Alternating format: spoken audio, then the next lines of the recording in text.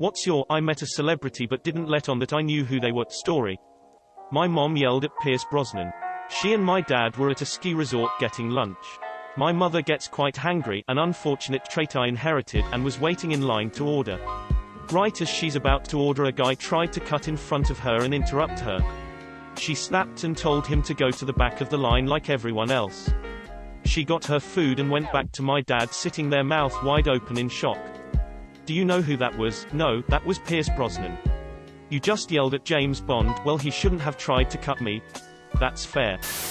This doesn't count because it's about my father-in-law, and he legitimately didn't know who she was, but we were vacationing in Maine and spending a lot of time on the beach.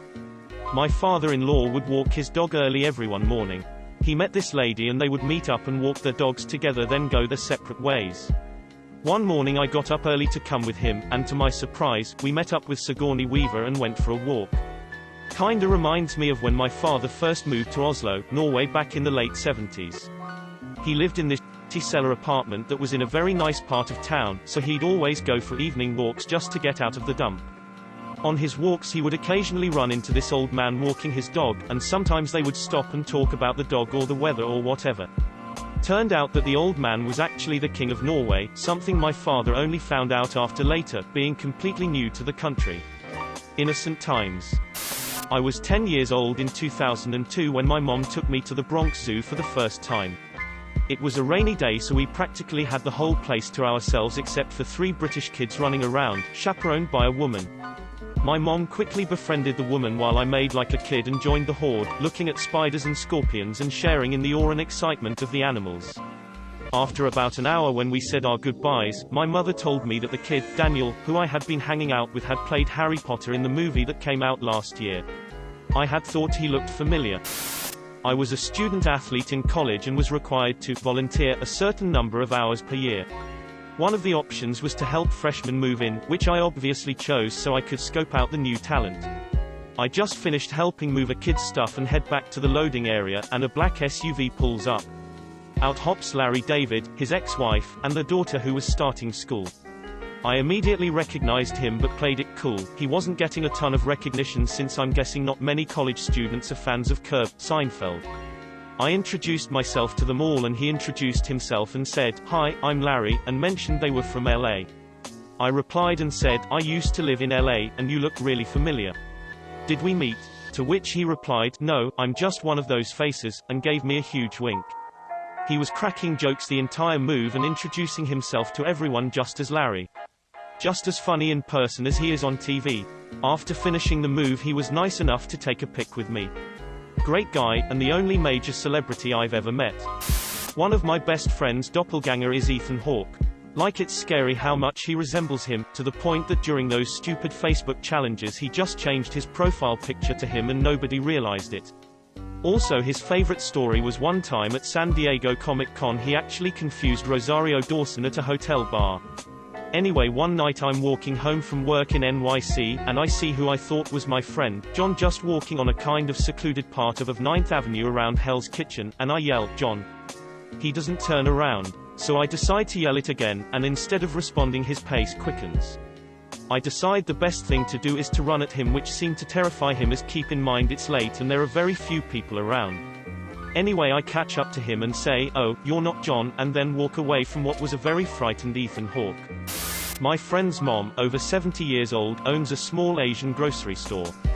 Post Malone came walking in with his girlfriend and his mom had no idea who he was. A few cute things happened. She was nervous because of his tattoos, but happy, not worried once he bought a lot of food. She had no idea he was a celebrity.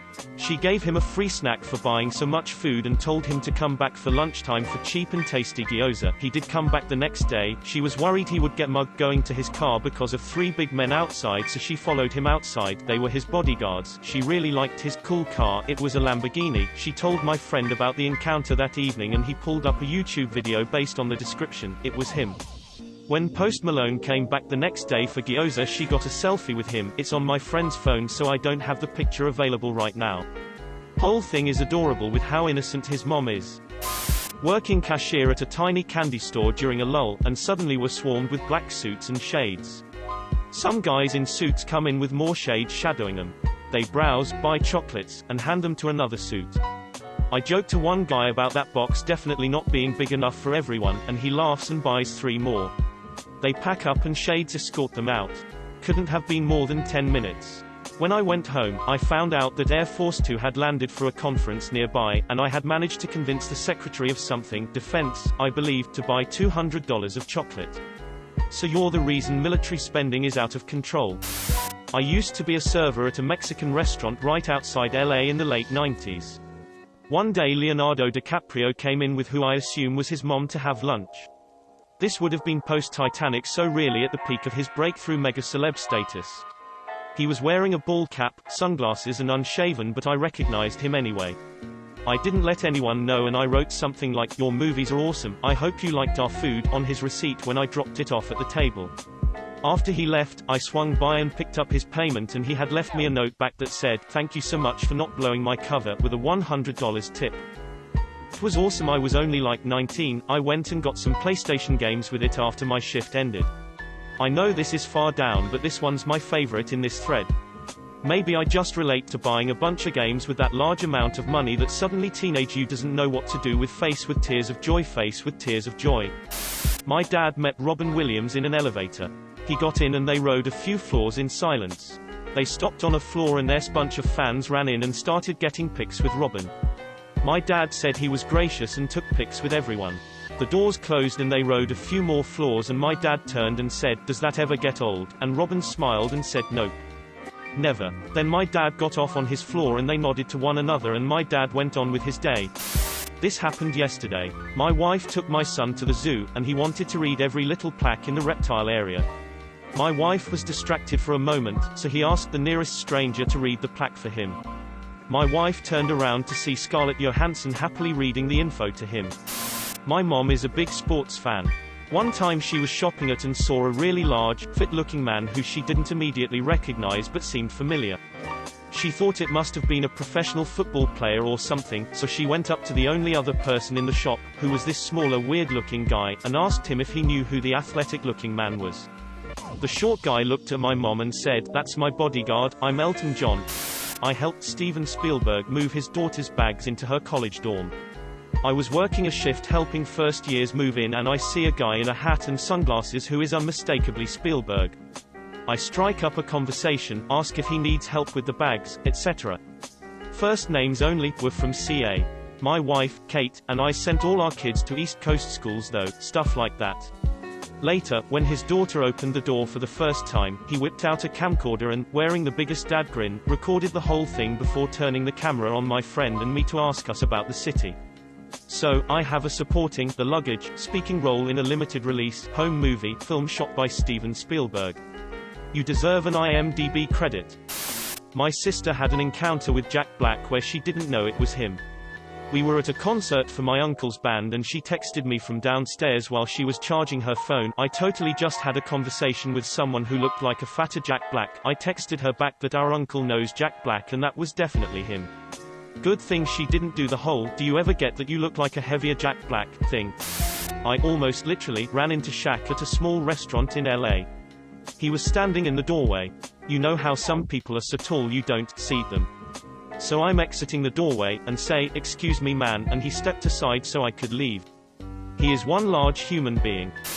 I was at IKEA in Vancouver and noticed this lady in a low-hanging hat had dropped something. I helped her pick it up and noticed it was Sarah McLachlan. Didn't let on that I knew who she was because I couldn't think of anything to say. A couple of years ago me and my sister were at Comic-Con. You tend to see a lot of famous people there, but it's usually with them in booths with guards and stuff, with the exception of Seth Green. Anyway, me and my sister were at one of the booths waiting for their giveaways when a man suddenly came up beside me all excited and in a bit of wonder.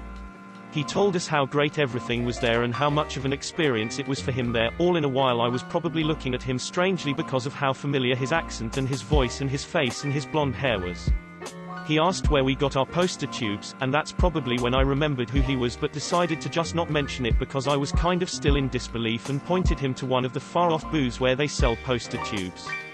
The man was Owen Wilson. I hadn't been sure it was him, because I always thought he'd be a lot taller. It was kind of warming to see how excited he was to be there in the crowds.